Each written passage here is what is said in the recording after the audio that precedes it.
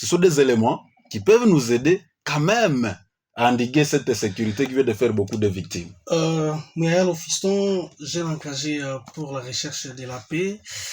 Voilà, autant de stratégies, les jeunes engagés de la paix sont appelés donc à être formés. Parmi les stratégies, il faut peut-être arriver là-bas. Non, je ne suis pas d'accord avec ça.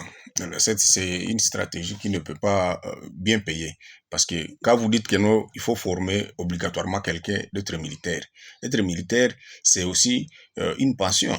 Ce n'est pas à dire que vous allez vous réveiller les bons matins et vous devenez militaire comme ça. Non, il y a même des militaires qui abandonnent des armes, mais si seulement il a accompagné les autres... ça, c'est du patriotisme. Non, ça, ce n'est pas ça le patriotisme. Je crois que nous devons aussi réfléchir autrement que là. Parce que quand on veut faire quelque chose, il faut la faire à bonne et due forme. Je vous fais l'exemple de l'armée canadienne.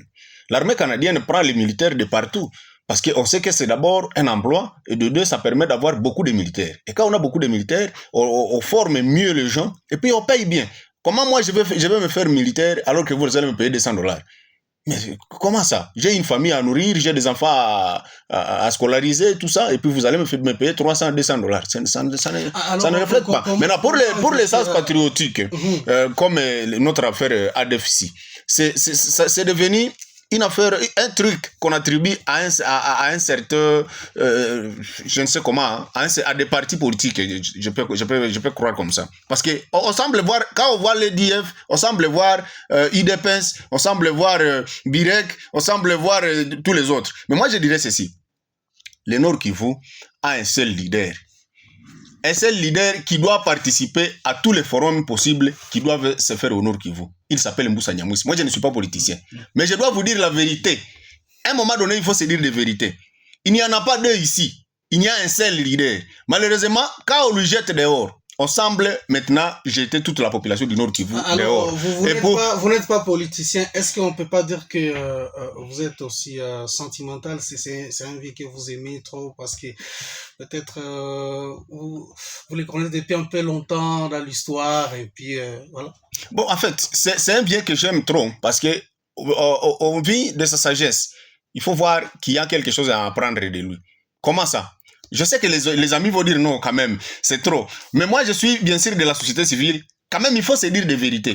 Quand on parle du Nord Kivu, ça, lui, je vous fais un petit rappel. Quand il vient ici, pendant les campagnes, il n'y a jamais eu de campagne électorale ici au Nord Kivu, tant que quelqu'un qui est influé à Kinshasa ne vienne avec nous. Alors, qu'est-ce qu'on peut retenir de lui par rapport à ce qui se passe aujourd'hui, l'insécurité? Qu'est-ce qu'on peut retenir? C'est là où nous voyons maintenant la mauvaise volonté d'éradiquer ce système. Pourquoi? Lui avait dit qu'il a quand même des éléments qui peuvent servir de palpables pour éradiquer cette situation. Et il est même allé très loin. Il a dit qu'il est prêt d'être arrêté pour qu'ils disent des vérités qui peuvent au moins nous aider. Mais jusqu'à présent, alors, la justice congolaise... Dans ces vérités, on a l'impression qu'il est invisible aussi. Même au Parlement, il a été voté. Mais nous n'avons jamais vu l'invitation où on dit non, le procureur général a appelé Mbusa Nyamwisi pour venir dire des vérités sur le système EDF. 2 minutes, on va finir l'émission. Monsieur Philemon Matoumo, juste les...